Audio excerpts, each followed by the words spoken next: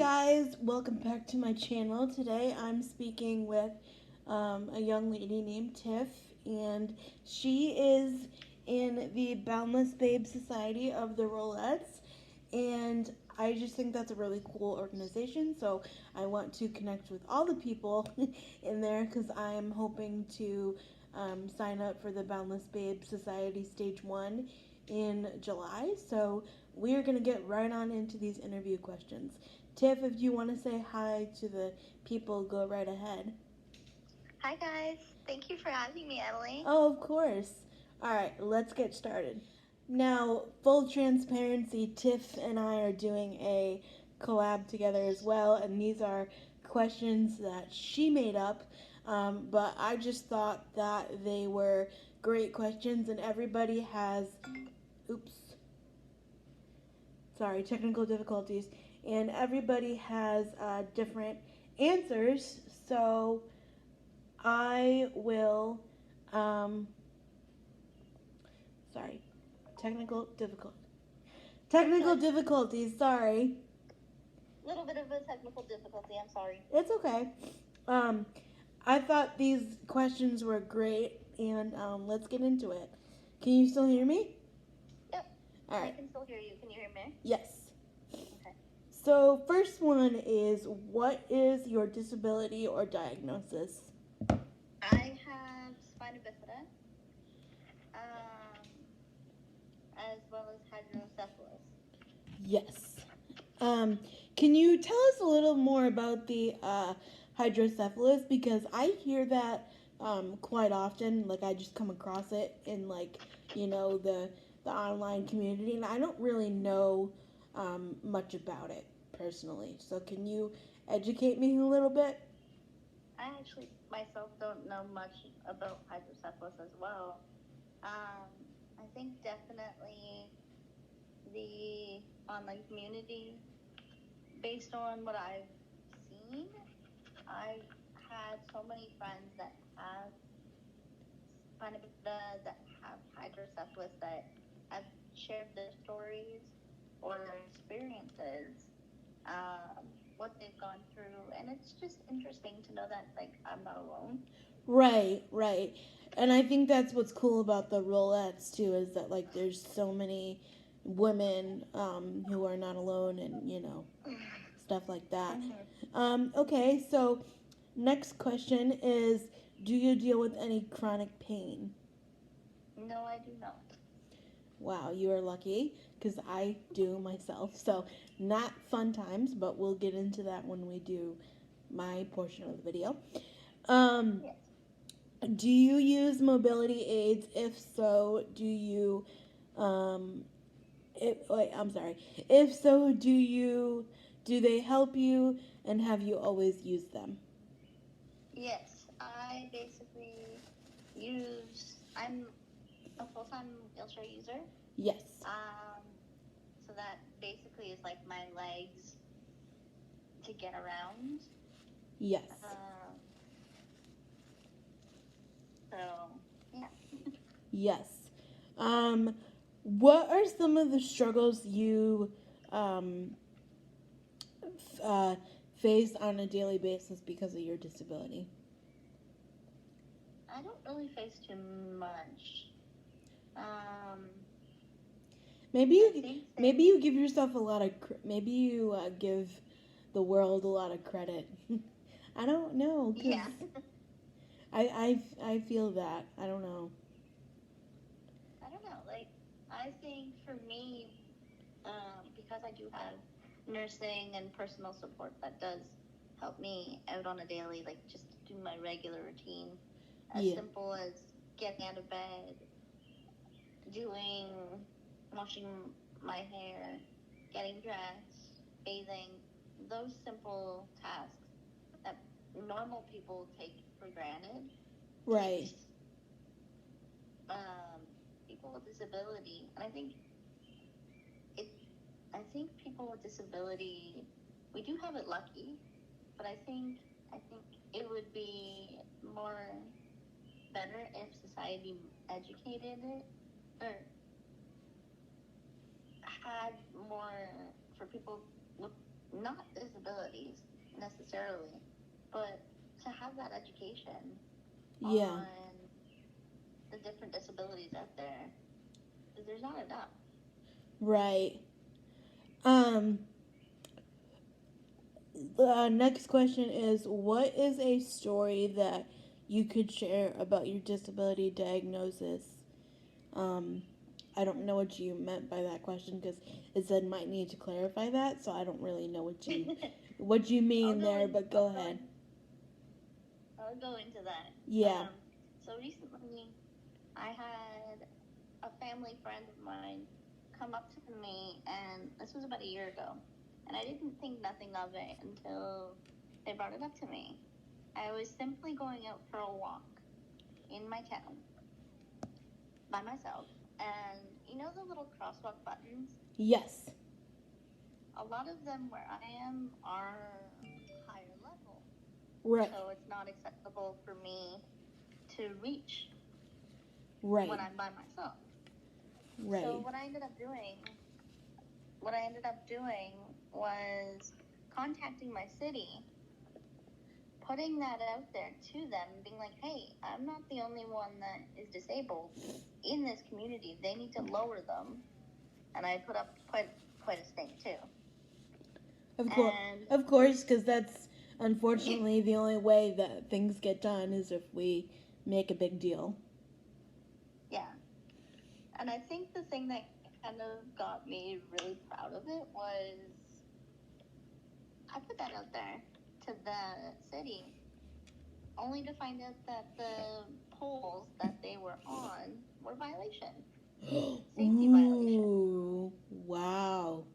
So that was a big step, and I was like, I did that for myself, like not just for myself, but for my community. Right. It was a code violation. And I personally have the belief that accessibility is for everyone because you can become disabled, at 2 or 22 or 52 or whatever. It could be somebody's grandma that needs to have a wheelchair. So next time nothing you, but like next time people like have an opinion about something, be like, oh, would you want your grandma to go through this? Because it could be it could be somebody's grandma using a mobility aid. Heck, sometimes it could I know that there's disabled parents out there, but heck, it could even be some mom trying to go into Target with her kid's baby stroller, and the baby stroller needs a ramp or something, So, I mean, everyone uses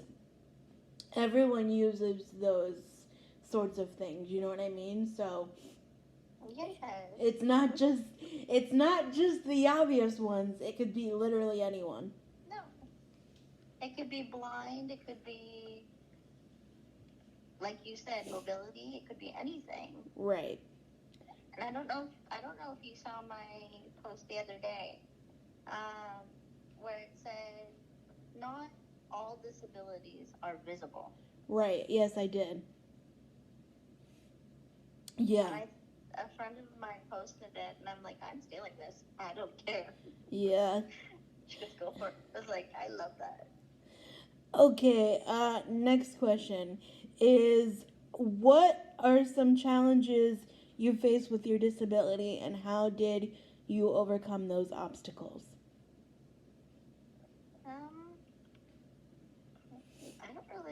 I don't really have very many challenges, but definitely the accessibility one that we were talking about earlier. Yeah, that's that's on like the daily though. That like I don't. That's on a daily. I don't know if are you doing the virtual Rolex experience, or are you doing the in-person one? Virtual. Yeah, me too. And honestly, I just wanted to shout that out for a second. Like, there would have been no way that I would.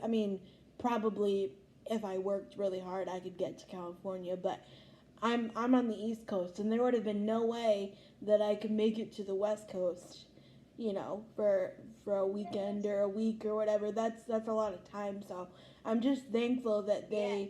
they made it virtual, because it opens it up to more people. And I Hmm. hope that these virtual things continue in the future. Maybe not as the main option, but as a side option, because I can't even tell you how many cool things I've got to do, in other parts of the country, or even, the world, because of Zoom and, other platforms like that. Hmm. Like So, even like, as you said, I'm gonna touch on this a little bit. Even with the Bound Babe Society, there are so many girls that are all around this world, different disabilities, yes, but we all come together virtually. right. We all have that common ground. And I said this to Sophia the other day, my friend, who's in stage 2 with me, and I said, I feel like I'm traveling virtually, Yeah. to be honest, because you hear so many different accents, but you hear their stories. Yeah. And to be aware and just be like, I am not alone. And it's so different in other countries too, and like the way that their disability access is and all that stuff too. Mm-hmm. So, okay. Um, if you could tell your younger self anything, what would that be and why? Oh goodness, this is a hard one for me. You're gonna make it through. Yeah. I think I would say there's there's gonna be days where you're beating yourself up, but it's not really worth it. You're gonna make it through, and you can do this. Yes. Um, how do you deal with bullying, whether it be in person or cyberbullying? And slash, I have you actually have not. have you dealt with it? Not really. No, a little bit, yes, in person, but not so much virtually. Um, I basically turn the other way and ignore it, or I go tell somebody Yeah. and rat them out. Basically, Yeah. you kind of have to. And, In that case, you kind of have to. and that black button is really nice too. That too. Yeah. Um, definitely. Um, how has your disability helped shaped you as a young woman? Um, Educating myself a little bit more and surrounding myself with people that are alike myself. Um, there's people like you, and there's people like Sophia that I lean on for just different advice. Yeah. I know, like you and I had spoke this week, and you had gave me and Sophia the biggest compliment that we haven't even heard until you brought it up the other day. Yeah. And you said that you follow Sophia on YouTube. Yeah. And I you love watching our series. Yeah, I try to follow all of the disability creators I can, because we'll get into this more in my video, but I think that disability representation is so incredibly important, because Yes. I didn't even, like, you know how you see those ads in like Target, and like there's a model or whatever. I didn't even know, like, that somebody else, like, I knew that other people look like me, obviously, but Yeah. I never saw a ad for a piece of clothing with somebody that looked like Yes. me, until I joined, until I joined Instagram 10 years ago, but until I joined Instagram and started following these young people whose parents got them into modeling, Hold on. Okay, we're back. I'm sorry, the technical difficulties of That's okay. anyways. So we were talking about disability representation, and we were gonna have a nice conversation about something, but I don't remember what it was. Yeah. I was just saying, like, do you follow Wheelchair Rapunzel? I do. Okay, do you also follow, I think her name, she goes by, I think, Wheelchair Garvey? I do follow her as well. Yeah, those two are probably, and Chelsea, of course. Yeah. Those three are my, like, top three that I follow, because I think with, especially Wheelchair Rapunzel, she said it perfectly on TikTok the other night. I don't have TikTok, so I only saw it through Instagram, but I don't. So anyway, go ahead. I don't see a lot of stuff sometimes. How people misinterpret her. Yeah. That she got a nasty comment. She's been getting nasty comments. Oh, you're pregnant, and all of this. And it's like, no, like, she's not afraid to show her body. She's not afraid to show her being in a wheelchair. Yeah. She's confident. She's able to use that platform. Right. And, like, rock it. She rockets. Right. I think that there's so many, like, there's even like children's books out now that talk about inclusion and all that stuff. Mm-hmm. And I think that times are really changing. I mean, yes, we have a lot of work to do still, but I think it's, for this next generation, I think it's way better than it would be, like, when I went to school or when you went to school. I think it's starting to change. There's still a lot of work that needs to be done, but I have way more peace in my heart knowing this generation is going to be better off, and then everyone is just going to keep going better off, because there's so many trailblazers that came before me and you, and then there's me and you doing work for people behind us, and then it just keeps going, because hopefully everybody sticks together and, is on the same page, but, stuff like that. I've had, going back to what we were saying earlier, the bullying. Yeah. I've had people come up to me and be like, oh, you have such an easy job. You just get to sit there and say hi to people. Why don't you stand? And it's like, excuse me?